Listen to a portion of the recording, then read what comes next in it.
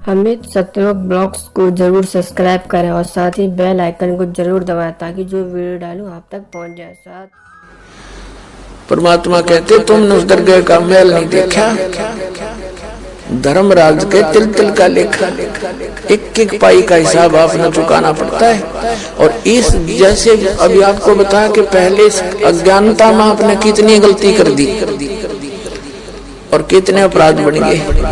कसाई तक का भी उदाहरण दे रखा है कि सदना नाम का कसाई था और वो भी अपने जॉब को छोड़ना नहीं चाहता था। कदे भूखा मर जाऊं मैं और क्या करूंगा, भगवान संतों का ज्ञान सुना पर संत से मिला सदना और प्रभावित हुआ, सारी बातों को स्वीकार किया, लेकिन रोजी रोटी फिर अड़ गया गए। संत परमात्मा स्वयं आते हैं साधु रूप बना के अपनी प्यारी आत्माओं को सतमार्ग बताते हैं। कबीर परमेश्वर आते हैं साधु रूप में बैठे थे तो सदना कसाई ने सत्संग सुना, परमेश्वर जो संत रूप में आए हुए थे कबीर जी, बड़ा प्रभावित हुआ, अपने कर्मों की तरफ झांका और कहा भगवान मैंने तो नाश कर दिया, क्या मेरा भी उद्धार हो सके गुरुदेव, हे महात्मा जी। तब संत ने कहा, संत रूप में परमात्मा विराजमान थे, कहने लगा भाई आगे पाप करो ना और पिछले माफ हो जाएंगे, इस भक्ति साधन से मैं बताऊंगा ऐसे। वो कहने लगा जी, परमात्मा ने पूछा तू कौन है भाई, कि मैं कसाई हूं जी, मैं कसाई हूं, कसाई सदना कसाई, सदना नाम मेरा सदना नाम है, क्या मेरा मुझ पापी का भी उद्धार हो सकता है। परमात्मा ने कहा भाई होगा, कति हो जाएगा, पर बेटा आज्ञा ना करिए। कहने लगा जी क्यों कर बात बनेगी, और तो कोई साधन नहीं रोजी रोटी का।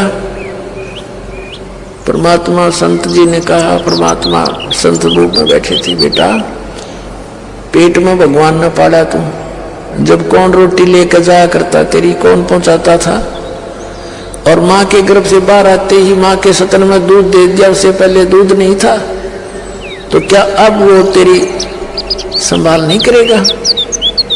लेकिन ये तो एक हमने औपचारिकता सी बातें लगती हैं क्योंकि हम दूसरे रंग में रंगे हुए। कहने लगा जी मेरा तो काम ना चले, बालक भूखे मर जाएंगे, मेरा तो कोई काम नहीं, मैं तो नौकर हूं एक कसाई का और मन्नत यू काम करना पड़ेगा। तो परमात्मा ने सोची भाई ये तो सारे बांध रखे काल ने। कहा, परमात्मा ने कहा बेटा इसने छोड़ दे तू।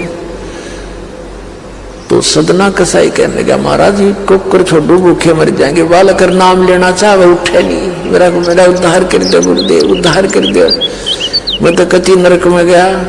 परमात्मा बोले भाई नो दोनों बात क्यों करोगी मेरे। फिर परमेश्वर ने सोचा चल भाई चाक सूती है इसकी तो बहुत जबरदस्त इच्छा भगवान में। तो मालिक ने कहा ठीक है बेटा तू यूं करिए, एक अपना लिमिट बना ले कि इससे ज्यादा नहीं बकरे काटेगा, जितनी तू ज्यादा से ज्यादा बना ले, पर रही है वचन पे। अब सदना बोला जी ठीक है। उसने सोचा रोज के 5-4 काटने पड़े हैं, हम बेईमान से। कहने लगा अब जी 100 तो ज्यादा नहीं काटूंगा डेली। परमात्मा बोले अच्छा भाई जाता ठीक है बेटा, दे रही है वचन पे, अकजी पक्का हूं मैं वचन का। चला अब क्या हुआ कि उस शहर में राजा की लड़की का ब्याह हो गया, बारात आ गई और उसमें बकरे दारू चल रहे। मुसलमान बादशाह था, मतलब मांस तो आम खाते हैं, दारू शराब तो नहीं होगी खैर। अब उसके सदना के मालिक ने आदेश दिया कि सदना बड़ा ऑर्डर आएगा उससे, और भाई ला दिए बकरे डरा कर रख दिए 20।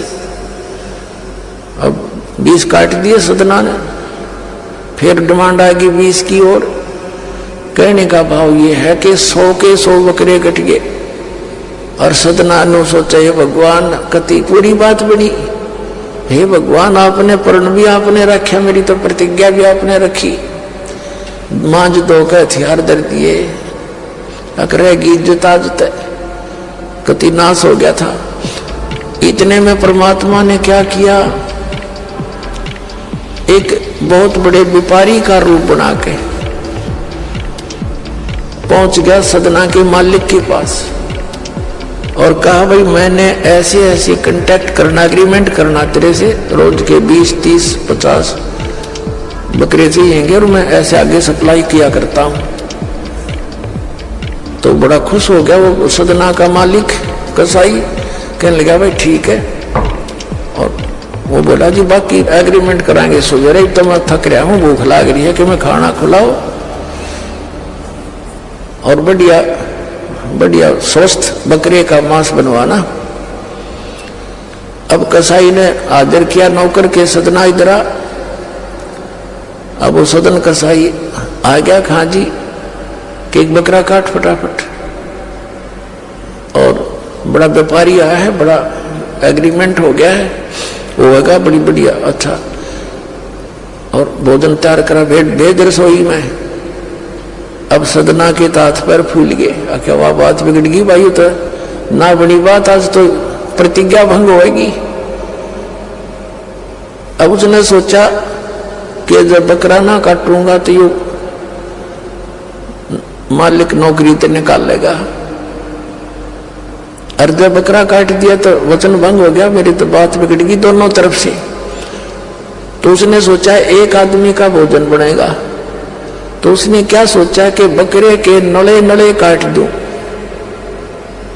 अंडकोश, अब मेरा पर्ण भी रह जाएगा और भोजन भी बन जाएगा एक आदमी का। हथियार उठाया और बकरे के वो नले काटने चाहे, बकरा बुला दिया परमात्मा ने बोला सदना और देख भाई मर्यादा ना तोड़े, ना जाने कितनी बार तो तू बकरा बन लिया और मैं बना कसाई, और देखियो मैंने तेरे गल काटे हैं, तेरे को ऐसे नहीं काटा जैसे तू काटने जा रहा है। अब सारी रात तड़प कर मरूंगा मैं, तब भी फिर मैं ऐसे ही काटूंगा तेरे को, ये देख लेना। अब बकरा किस सदना किसके बकरे काट रहा था, हाथ में कर छूट गई, कप्पा खड़ा खड़ा बकरा बोले ना काटे, बैठ कर रोए। मालिक ने बाट देखी, रसोई में आवाज लगाई, रसोई से संदेशा गया जी अभी तक आया नहीं, मटेरियल पदार्थ नहीं आया, बनाऊं के ऊपर। खुद मालिक गया, सदना से कहा कि सदना क्या करा तूने, काटा नहीं बकरा। मैं नहीं काटू मालिक, मैं नहीं काटू। उसने सोचा तो दुश्मन है, ये प्रसन्न नहीं है मेरा इस एग्रीमेंट से, ये काहे का नौकर है। अब ल तू नहीं काटे ना मैं काटू। उठा गुस्से में सदना के दोनों हाथ काट दिए उस कसाई मालिक ने, अरे एक मारी लात करते पार काट दिया।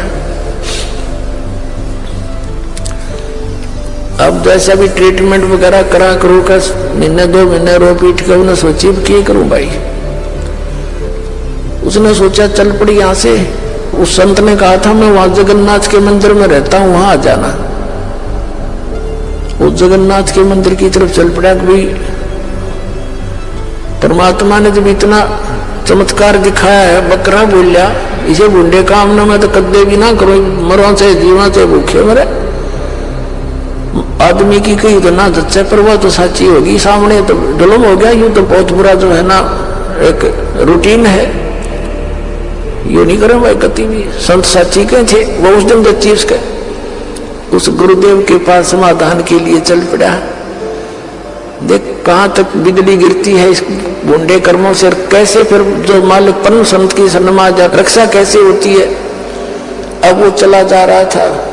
पहले सरपंच नहीं होते थे, नंबरदार होली सोली होता था गांव का, और 5-4 गांव में से एक गांव वाले व्यक्ति नंबरदार को कोई विशेष और पावर दे देता था राजा, जिस दंडित भी कर सकता था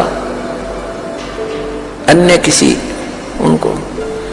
एक नंबरदार के घर पे रास्ते में जा रहा था, नंबरदार के घर पे रुक गया और कहा जी मैं रात में रुकूंगा, मैंने आगे यात्रा पे जाना है, जगन्नाथ में जा रहा हूं। तो पहले धार्मिक वैसे तो आम व्यक्ति की बहुत इज्जत करता थे, अतिथि की।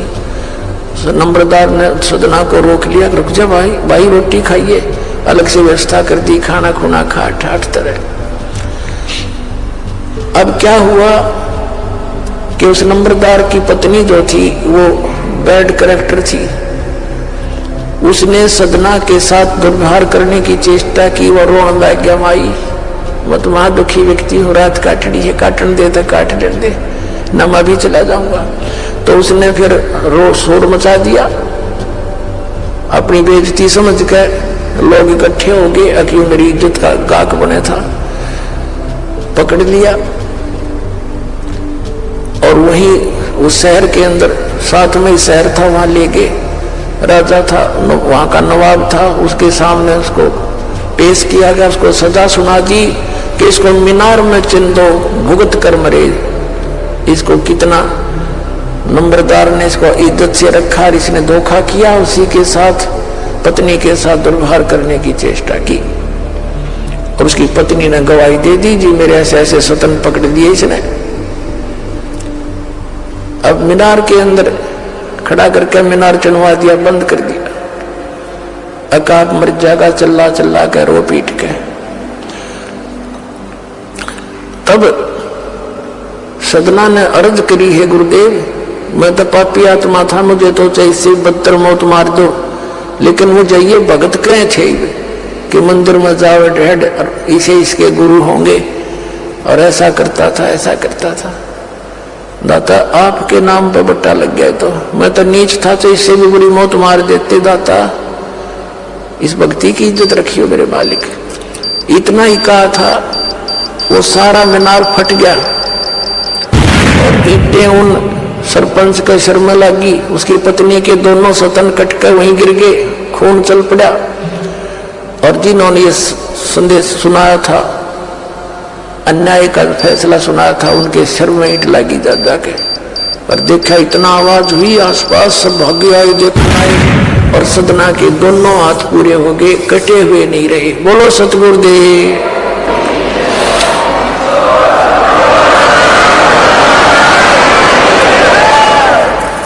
तो कहने का भाव ये पुण्यात्मा, हम मर्यादा इतनी भारा मान रहे हैं जो भगवान के मार्ग पर चलने वाली, और उनसे ही लाभ होगा।